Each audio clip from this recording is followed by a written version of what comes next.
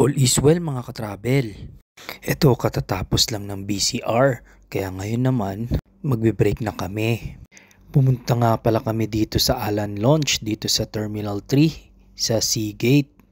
Sabi ng mga staff doon, at yung mga nagtatrabaho sa airport dito na lang daw sa Oregons ngayon. Kasi yung Alan Launch ngayon, pang pasahero na lang. Nung mga nakaraang buwan doon pa kami kumakain. Kasama sila Arnel at Ate Myla at sila Carlo. Pero ngayon dito kami sa Oregons. Halos bagong bukas lang din to. Tapos dito na yung mga staff ngayon pwedeng kumain. Dahil dito may staff meal. At kaya naman naghanap muna kami ni Roan ng upuan.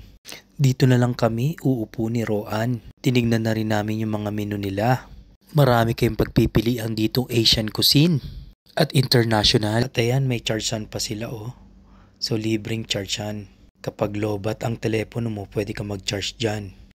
At ayan, naka-order na kami ni Roan, hinihintay na lang namin.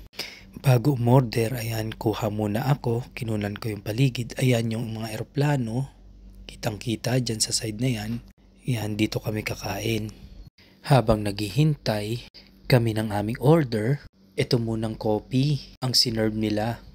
Tama-tama, pampagising. Sa 12 oras na trabaho, talagang kailangan namin maging productive at gising na gising dapat sa trabaho. At ito na nga yung aming in-order na daing na bangus. May kasama pang shrimp na chichirya at may egg.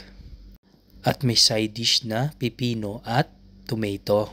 So ayan mga katravel, kakain na kami ni Roan. Selfie muna. Ayan mga katravel, kain tayo. At sa mga gustong pumunta dito sa Oregons, dito lang yan sa Seagate. Subukan nyo rin ang kanilang mga Asian cuisine at international na mga cuisine.